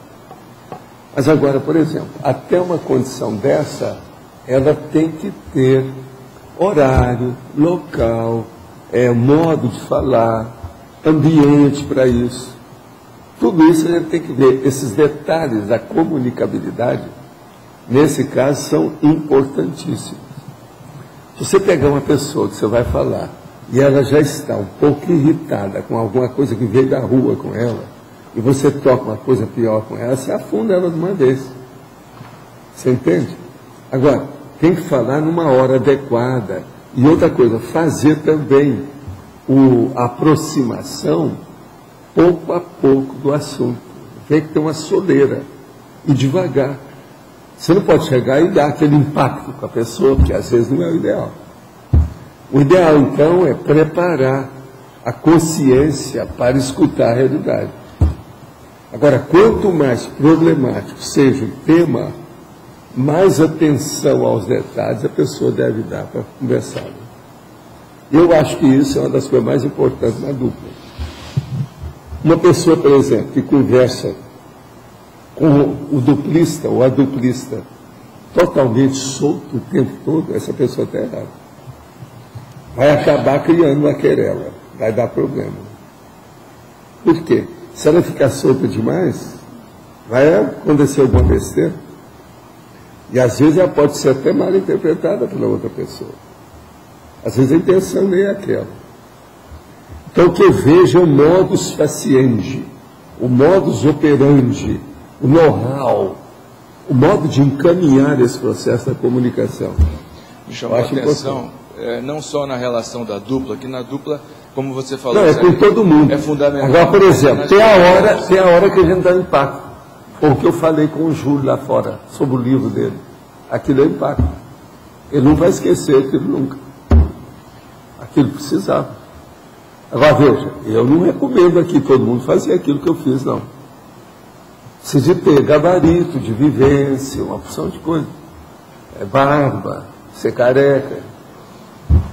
Aqui, ó, já azularam, todos os cabelos já azularam, aqui, ó, subiram. Isso é experiência, para poder falar. E vocês olhem, eu falo as coisas lá no osso. Atinjo o osso, faço as coisas todas, e a pessoa sai e levanta da... não fica no hospital. Você já tinha pensado que ia fazer aquilo, ou a ideia Não, veio a inspiração veio a hora que eu vi o livro, assim, de alertá-lo. Você já fez curso nosso? Não, foi antes, eu já conheci o negócio. Eu estava esperando a oportunidade. Ele é que me deu. Veio trazer o livro, falou que queria conversar comigo, eu falei assim, agora. Tudo é amparador. Então, nosso amparador está ajudando ele, para ver se ele melhora. Agora, você viu lá no livro dele, ele dirige uma sessão espírita, ele é o líder espírita de um lugar, quer dizer, não dá certo isso aí que eu estou querendo, coitado. Por isso que eu estou fazendo médio. Aquela frase eu estou cansado de saber, aquela que eu li. Aquilo é clássico do movimento espírita.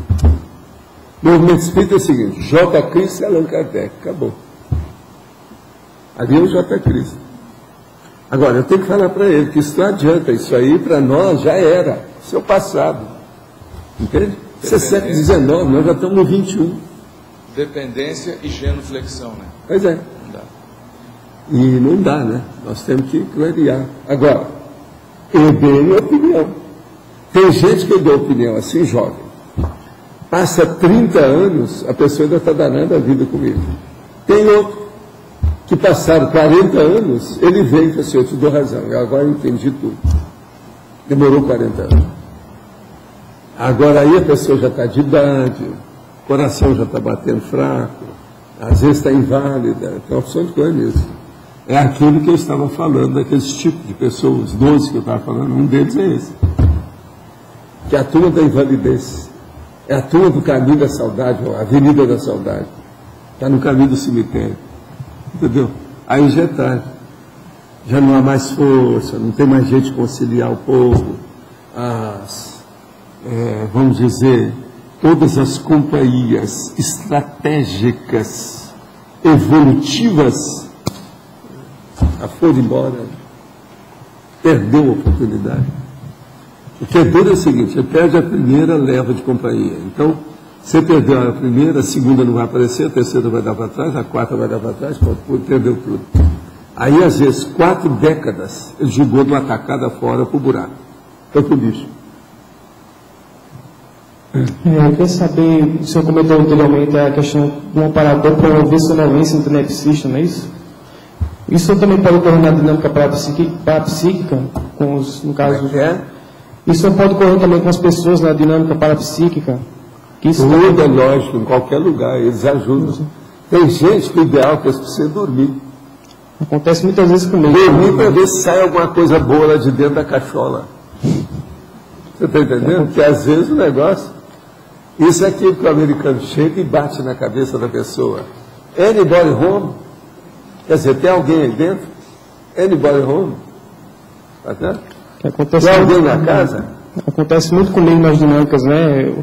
Você está perdoado por causa da sua idade. Sim, acontece pessoas até os 28, 35 anos, devaneio é uma coisa normal na turma.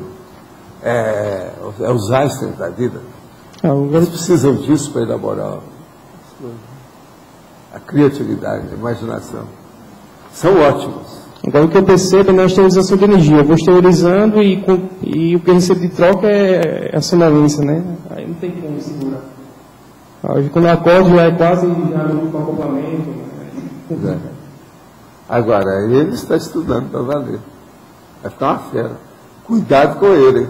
Você tem um rival aí dentro da Sinvex. Tá certo? Vamos nessa. Outra coisa. A hora que aparecer o bigode, você deixa o bigode para ficar igual ele. Agora, ó, nessa ocasião já vai usar óculos igual você. Garanto que ele está estudando muito, está lendo, vai acabar usando óculos. Você usa óculos? Usa. Olha lá, o pai usa óculos. A genética. Agora, você vai ficar com um cara de professor, pesquisador. Logo depois que meu avô dessomou, eu estive com ele e mesmo estava com a ótima aparência. Contudo, tempos depois, minha avó faleceu. Eu estive no exercício com os dois e mais o meu bisavô. O que me chamou a atenção dessa segunda vez foi que meu avô estava com aparência horrível, ao ponto de estar sendo praticamente conduzido por minha avó e meu bisavô. E o senhor acha disso? Pode alguém dessomar em bom estado e depois modificar? Não, a primeira coisa é o seguinte, nós temos que interpretar isso aí o seguinte. A primeira vez você não encontrou com o seu avô, você teve um sonho com ele. Isso aí ficou na imaginação, é um negócio da imaginação. Agora, o segundo, às vezes, pode ter sido já o real. Então, a primeira coisa que eu te pergunto é o seguinte, você acha que as duas experiências foram reais? Tem que examinar. Isso aí varia. Agora, se ele estava tão bem, a tendência não é piorar depois, mesmo com o encontro da esposa, qualquer coisa. Está mal contado. Pode ser da própria pessoa mesmo, a experiência dele. Né? Tudo são hipóteses. Estuda a hipótese tentativa. Não vai no meu bico aí que eu estou falando, não. Tudo é para você pensar. Sobando, aqui. Sim.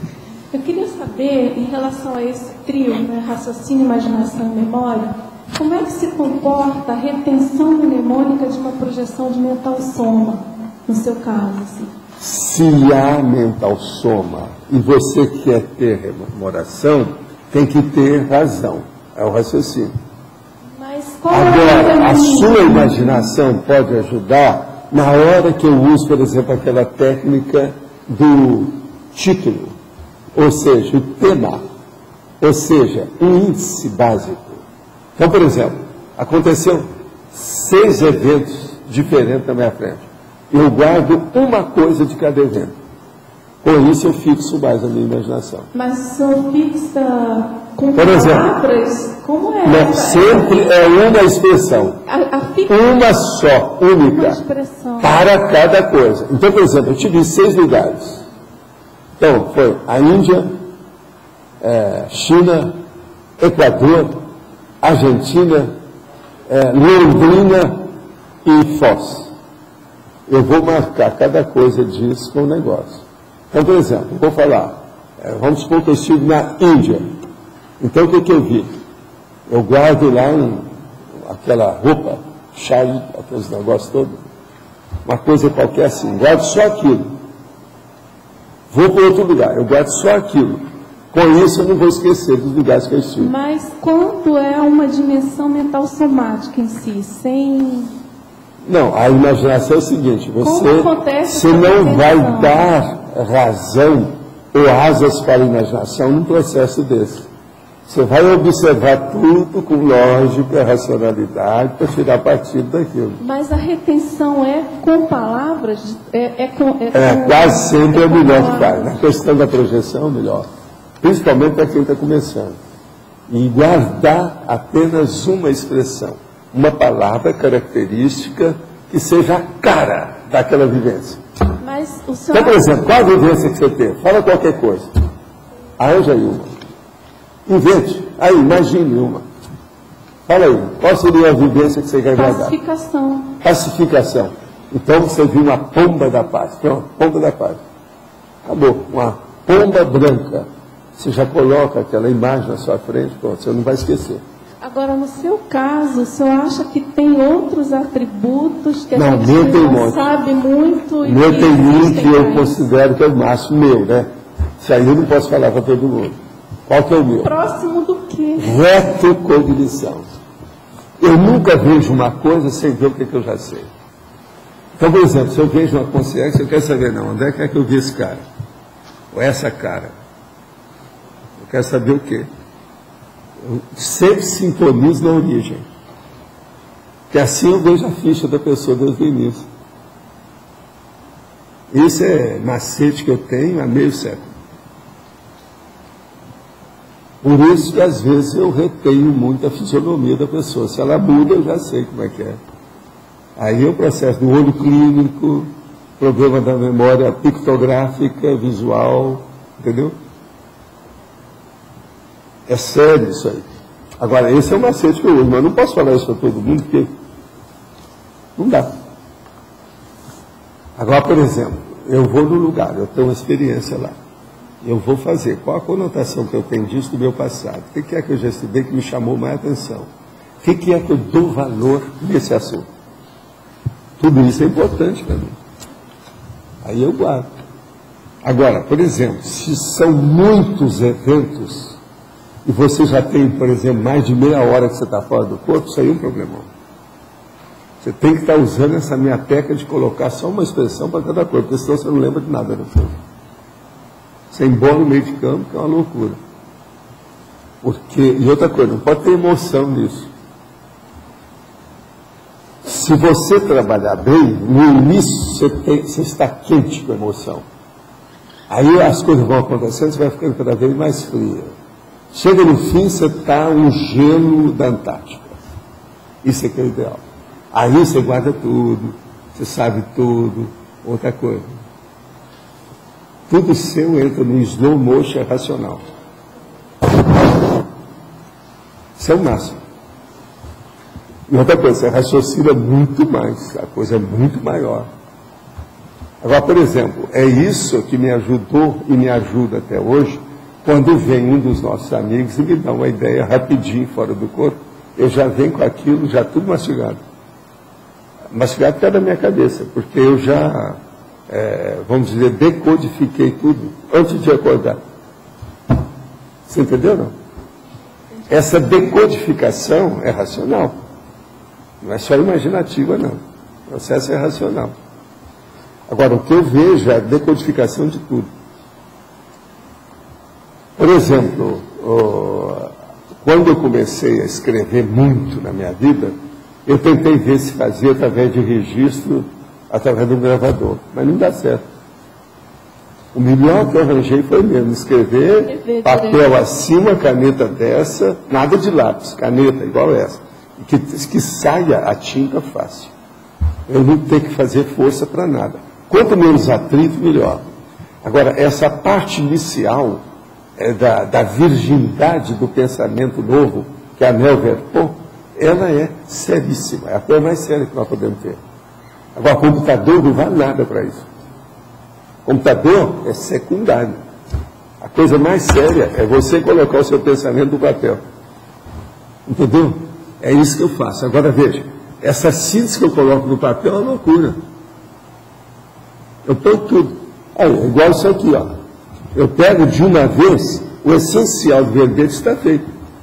No entanto, aqui não tem ainda nenhum máximo. Mas qual é o essencial? O que é que está feito aqui? Só para falar para vocês, ó, pegando isso aqui. A definição aí já vem tudo. Eu já tenho o título, tenho a especialidade, já tenho aqui qual o tema, no caso é nosográfico, já tem 1, 2, 3 da sinonimologia, tem 1, 2 da antonimologia, já tem os atributos. Agora, o que é que se passa? Já comecei a colocar aquilo do detalhismo que seja importante, por exemplo, síndrome, tem aqui princípio, já tem, tudo feito instantaneamente. Agora, o mais sério, exemplologia, uma das coisas mais belas, tem 3 aqui. Agora, as perguntas finais, já está feita ali. E outra coisa, a frase enfática está aqui. Tudo isso feito assim, ó. Você vai olhar, eu gastei 15 minutos para fazer isso, no máximo. Está vendo?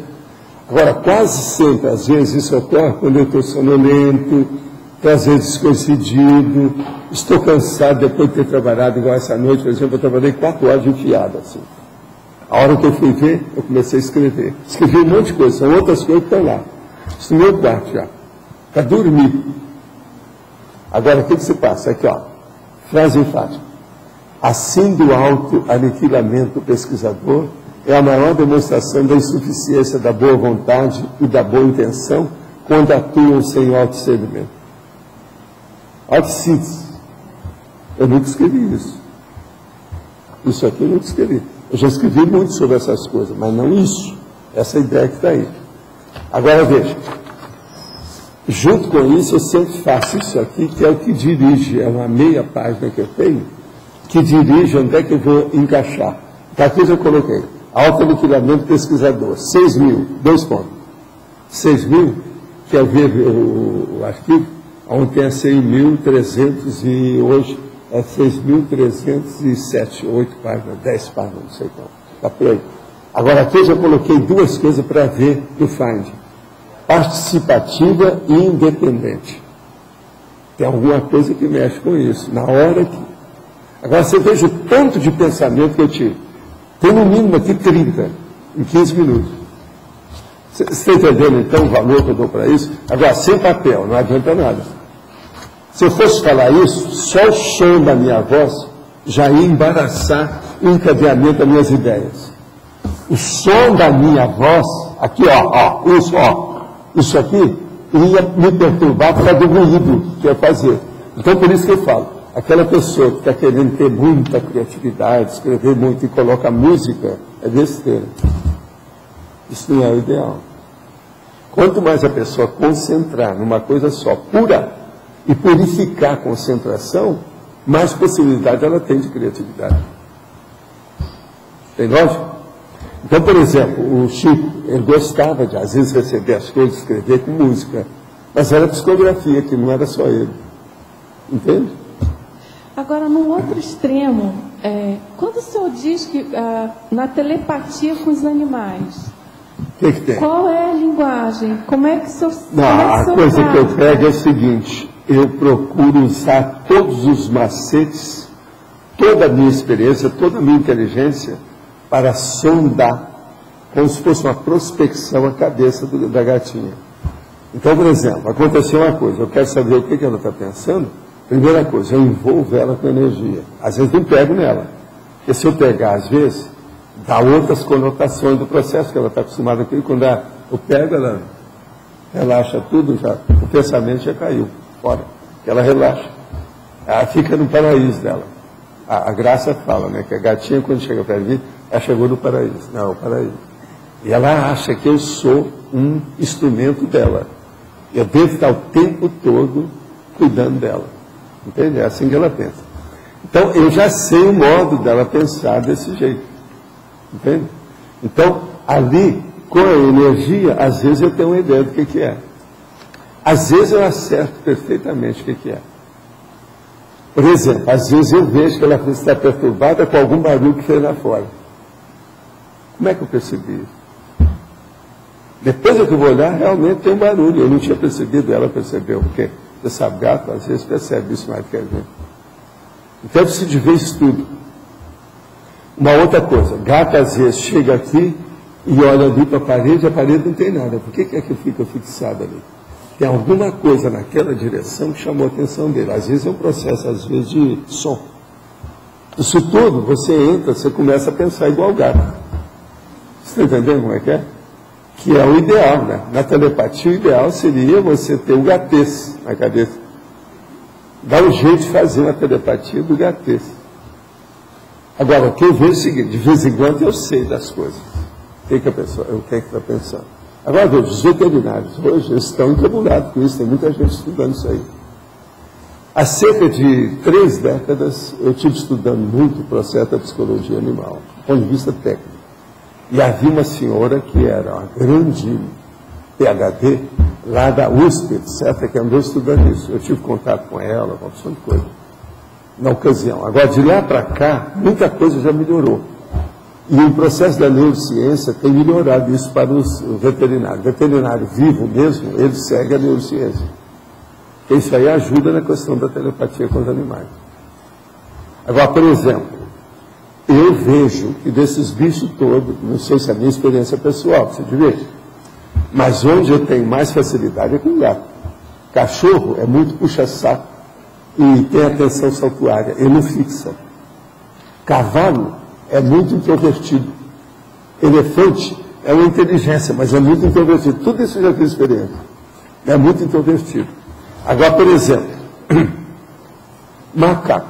Macaco já é gente, né? Então, por exemplo, existe aquela história que é baseada em fatos, que é o seguinte. Uma coisa é uma pessoa presa. uma outra coisa é a pessoa solta, com liberdade. Isso, há uma, vamos dizer, uma diferença imensa entre uma pessoa com liberdade e uma pessoa que esteja presa. Agora, a maior prova, eles já levaram até em filme, eles já mostraram isso. Então, por exemplo, você tem um gorila, então você coloca ele dentro da grade, lá no hotel, no Jardim Zoológico. Então você chega lá, ele faz careta para você, ele brinca com você, o gorila, lá dentro. Está entendendo? Você até gosta, ficou até amigo do gorila, porque ele está preso. Agora, soltou, ele vai em cima de você e acaba com você. Então, a mesma coisa é o processo da prisão. Tem pessoa que tem uma beleza se ela está presa atrás das grades. Você pode conversar com ela, etc. Tal. Tem outros que ele pode avançar para comer sua cara, mastigar o seu nariz. Não é isso? Tem até aquele filme baseado nisso. Então, são os canibais. Quer dizer, então tem gente que é igual o gorila. Tem que ficar preso. Não tem saída, não. Isso aí é um fato. Eles têm razão. Agora veja, o gorila não é ótimo. Seja preso ou solto, ele está fazendo o que ele é. Ele lá dentro. O gorila tem mania de fazer careta. O povo gosta daquilo. Entendeu? Então ele vira um palhaço lá dentro. Agora solta ele. Você vai ficar perto? Eu não fico. Então veja, isso tudo é muito importante a gente ver o que esse povo pensa. Então, por exemplo, o gorila, fazer uma telepatia com ele já é um negócio bravo. É igualzinho você conversar com certos criminosos, certos indígenas. O nível não é, mais ou menos já está bem próximo. Eu estou falando de gorila. O gorila com o chimpanzé são aquele que tem o DNA e os genes e umas coisas parecidas com o nosso, né? Tanto que tem muita coisa parecida. Tem um cara que uma vez falou, não, eu quero fazer o meu levantamento do genoma meu, é o meu DNA, etc., porque eu quero ver o que eu tenho de macaco realmente. Que eu gostava muito de subir em árvore, não sei o que mais, isso é uma coisa dele. Ele não está fora da realidade. Está claro isso aí? É a vida. Pode falar. Professor, aqui no verbete, em tecnologia, o senhor fala sobre as técnicas de aprimoramento dos atributos cerebrais. É o segundo. Eu me pergunto se... Isso aqui, por isso que eu estava falando com o nosso amigo que já foi embora. Uhum. Ele está aí. Ele está lá, ele vai falar isso. Eu me pergunto se existem maneiras de você desenvolver uma técnica ou técnicas que sejam personalíssimas, ou seja, captar, fazer uma análise daquele atributo, daqueles atributos com relação ao PEN. Sim, você pode estudar isso. E tudo. aí você tentar faça desenvolver. registro, você pode estudar tudo. Você pode estudar sua associação de ideias, a sua memória, a sua imaginação, o seu raciocínio. Por exemplo, o que é isso aqui? Isso é estudo disso. Que dentro disso existiria... Por exemplo, amanhã, quando você chegar, você faz um arquivo novo aí. E tudo que a gente falar aqui, você vai tirar uma conclusão sua na hora e escrever aí. Okay. Você vai ver o nível da sua imaginação, o nível da sua memória, o nível da associação de ideias, o nível do juízo crítico. Tudo, obviamente, através daquilo que acontecer amanhã aqui. Essa era a técnica que eu estava pensando, como desenvolver. Faz isso. Agora, tem que arranjar um arquivo novo. Não mistura com nada. E outra coisa, vem com tábula rasa. Tá. Você não pensou nada. Ok. Almoce bem, durma bem à noite. Você vai fazer um estudo seu violento. Agora, depois, você vai olhar no conscienciograma, parte mental soma. E confronte com as suas anotações. Vai tirar uma série de ilações importantes. Ok. Então, os nossos comerciais, por favor. Obrigada. As pontuações da tertúlia de hoje foram 96 assinaturas no livro de presença, 18 perguntas presenciais, 22 perguntas respondidas online, 51 votos presenciais, 10 votos online. Hoje temos 4 recados: Loche, balanço assistencial, William, qualificação docente, Eliana, complementário, Roberto Laune, debate sobre Ecovillage. Boa tarde, pessoal. nós gostaríamos de convidá-los para o curso Balanço Existencial, que ocorrerá no próximo mês, fevereiro, dos dias 13 e 16 de fevereiro, durante o período do Carnaval. A proposta do curso é ajudar a pessoa a fazer uma reflexão sobre a vida dela, os resultados que ela vem alcançando do ponto de vista da sua ProEx, do ponto de vista evolutivo. Nesse sentido, a pessoa vai fazer um verdadeiro inventário das suas realizações, das suas conquistas, dos seus erros, dos seus acertos. E a partir daí fazer um plano para os próximos anos do que ela pode alcançar, do que ela pode melhorar e aperfeiçoar do ponto de vista evolutivo. São 4 dias em caráter praticamente de imersão, 19 professores e uma série de atividades que ocorrerão aqui em 2 campi, no campus do discernimento e no campus da OIC.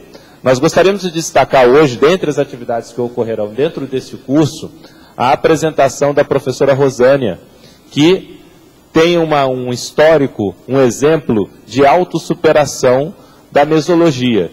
Ela nasceu numa família, numa condição bem difícil, né, socialmente falando, culturalmente falando, e ela foi ao longo da sua vida, é uma vida recente, ela ainda é relativamente nova, ela foi conseguindo burlar ou superar uma série de obstáculos. Então ela trabalhou no garimpo, foi cozinheira aqui no CIAEC e atualmente está na Europa, em Portugal. Então é um grande exemplo, uma grande lição, e vale a pena então a gente ter aí como referência para a autossuperação. E a professora Rosânia vai estar apresentando o seu histórico, esse estudo de caso, durante o balanço existencial. Então convidamos a todos, 13 a 16 de fevereiro, próximo mês, o curso Balanço Existencial. Pessoal, e quem vier para o balanço, o pessoal que está nos ouvindo, nos acompanhando aí online, pode participar logo na sequência da qualificação docente, a 8ª qualificação docente, dos dias 19 a 21 de fevereiro. E nessa qualificação você vai ter oportunidade de dar aulas, né, receber feedbacks sobre as suas aulas, dar feedbacks também, e procurar encontrar qual é a sua lacuna na formação docente, trabalhar esse aspecto, procurar a sua qualificação. Ela está bastante prática, nós já temos mais da metade da turma preenchida, então você que gostaria de participar, não demore, mande um e-mail para contato@reaprendência.org e garanta já a sua vaga. Restam 11 vagas. Obrigado.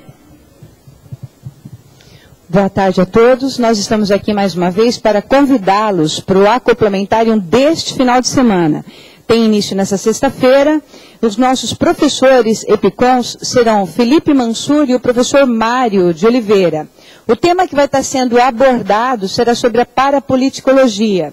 E para todos os tertulianos que tiverem interesse em dar continuidade no seu desenvolvimento parapsíquico, e a maioria já fizeram também aqui o Acomplementarium, vocês sabem dos benefícios que ele nos traz para o nosso cotidiano, na melhora do nosso parapsiquismo e das nossas parapercepções. Convidamos também os teletertulianos, as pessoas que estão em outras cidades. Para maiores informações, é só ligar aqui na recepção do CIAEC. Tá bem? 045 35 25 26 52. Estão todos convidados. Obrigada. Pessoal, boa tarde. Só lembrando vocês, hoje um debate às 16 horas no discernimento sobre Eco Village. Nós vamos estudar e debater o caso da Eco Village de Findhorn, que é na Escócia. Então essa é uma das mais antigas Eco Village e tem vários princípios, né, que são semelhantes aos que nós utilizamos, procuram trabalhar com energia, sendo que com outra abordagem, né? Mas vamos estar fazendo algumas correlações e procurando extrair, né, o que é que a gente pode aprender com o exemplo que eles nos dão. Então, convido a todos às 16 horas na sala do discernimento. E para amanhã, eleito com 12 votos, teremos o verbete Energia Consciencial Gasta, especialidade energossomatologia. Obrigado a todos, uma boa tarde.